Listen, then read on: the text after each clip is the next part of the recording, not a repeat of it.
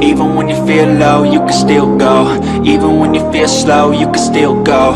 Even when there's no hope, you can still go. I never answer to no, man, I still go. Go, go, go, go, go, go, go, go, go, go, go, go, yo, go, go, go. Hustle hard, hustle every single day. I'll be making moves till I'm buried in my grave. To the system, I don't wanna be a slave. I've been doing shit my way, or the highway. And in the driveway is a nice way.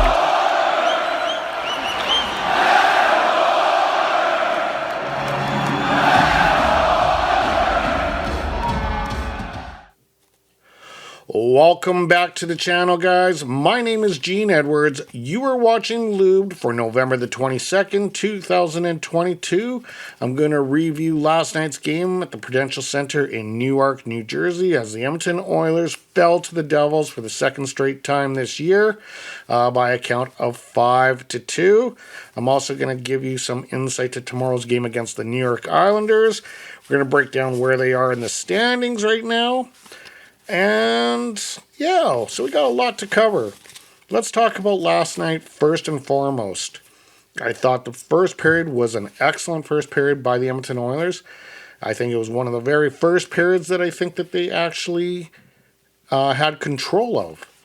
However, in the second period, and this is starting to become all too familiar, is you see a massive flub up by one of the players or the goaltender or something. And the team, the opposing team scores, and it deflates the Oilers. And they just start to just not care anymore, and they lose that never say die mentality. They had that never say die mentality last year, and it saved their butts in several occasions last year. And they need to reestablish that. That killer instinct that they had last year is gone. So I'm hoping they can figure this out. Because you can say all the cliche statements you want. Oh, play the 60-minute game, play the 200-foot game, play defensive hockey, play this, do that. At the end of the day, you got to have that killer instinct. You got to have that never say die mentality. And the Oilers don't seem to have it this year. But I did say I was going to temper my expectations. And we got to be honest. New Jersey is one hell of a team right now. One hell of a team as they went into this game winning the last 12. They are now 13 wins in a row. An incredible run that they are on right now. Okay, so let's go into a little bit of the scoring and what happened. So Jasper Pratt opens the scoring at 2:25 of the first period on the power play. I can't fault Skinner on this because by the time Nico Hischizer passed it to him, it was in the net. So by the time Stewie actually realized there was a pass, it was already in the net. Like just an absolute blast. However, Leon Draisaitl would tie it up before the period ended at 13:02 on the power play as well from McDavid and Evan Bouchard. We go into the second period, and that's where Stewie makes this horrible flub up. And I think it was on this goal with Dawson Mercer, or it could have been the Damon Severson one. Regardless, one of those ones was an absolute gift wrap. Can't do that. You really can't do that. And it turned out that the New Jersey Devils would go into the third period with a 2-goal lead. Ryan Nugent-Hopkins made a bit of a game of it at 4:52. From Jesse Puljujarvi and Cody Ceci, but New Jersey's just too strong. Thomas Tatar and Yegor Sharanevich. I'm not even sure. I probably totally brutalized that pronunciation. But they cap it off. 5-2 was your final. Not a very good outing for the Edmonton Oilers, but again, I had tapered expectations considering New Jersey is red hot. Be honest with you guys, I know I'm the bad guy here, but I even told the boys at work I didn't expect the Edmonton Oilers to win last night. So where does that put them in the standings right now? The Edmonton Oilers are in a tie. I just got to pull up the standings. There we go. They are in a four-way tie. They're actually on the outside looking in now, as they are actually in ninth place.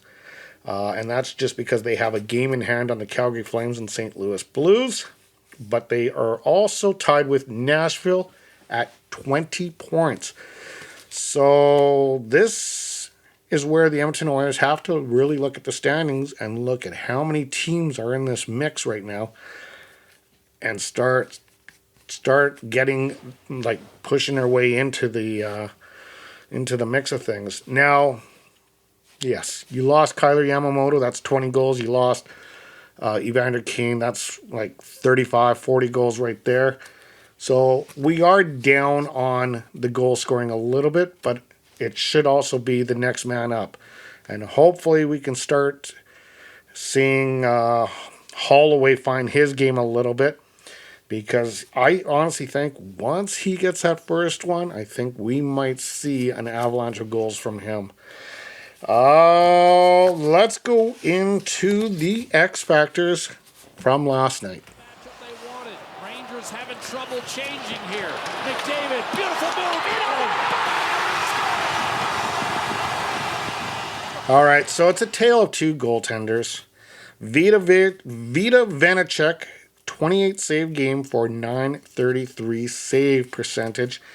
An absolutely stellar night. However, a lot of those saves were within easy range, as the Devils knew how to cordon out the Edmonton Oilers and leave most of the shots to the outside.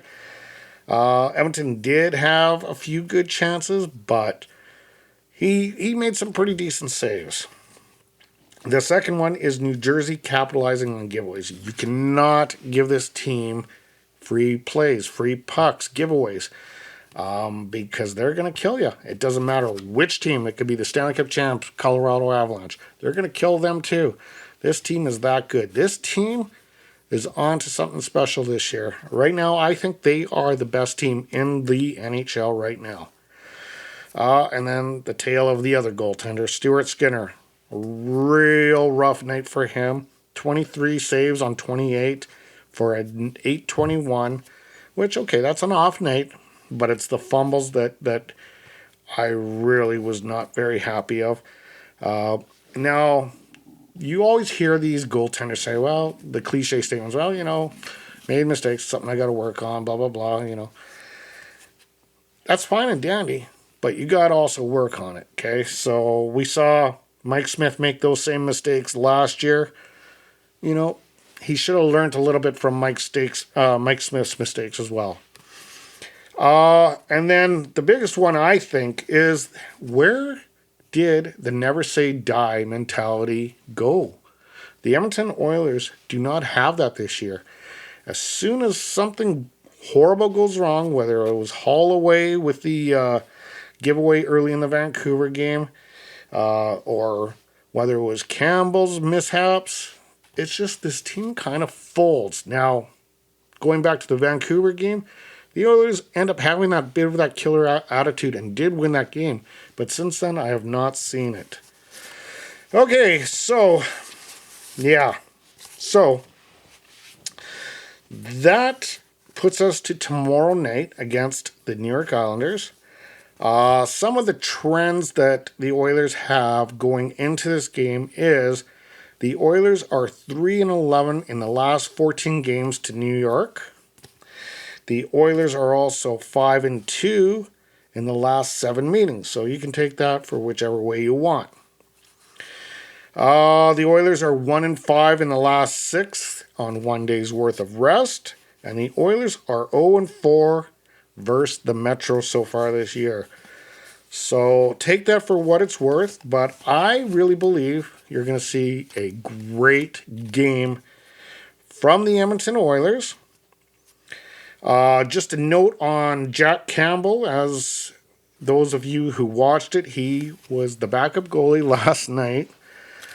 And I tell you, this is kind of what's going on with the Oilers with their luck. But he was on the bench, got hit by a puck in the nose, inverted deflection, had to leave the game. It was that bad. They had to call an emergency backup to kind of sit in case Stu got hurt. And it turned out it broke his nose, but he was actually in good spirits and is likely to play against the Islanders tomorrow night.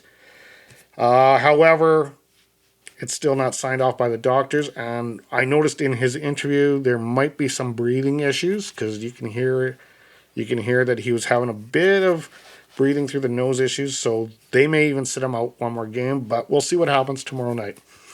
Anyway, guys, that is all I have for you tonight. I will see you on Thursday night when I do my review for the Islanders game, and then on Sunday morning when I do the Rangers game, and then I guess before Sunday it'd be Saturday when I do next week's preview.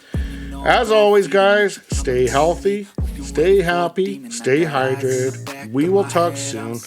Thank you for subscribing, and thank you for joining me again for another episode. And feel free to leave messages in the comment section below. We will talk soon. My tongue keeps bleeding from the words I spit. So sharp, so freezing, so cold. Behold, frostbite, they feeling.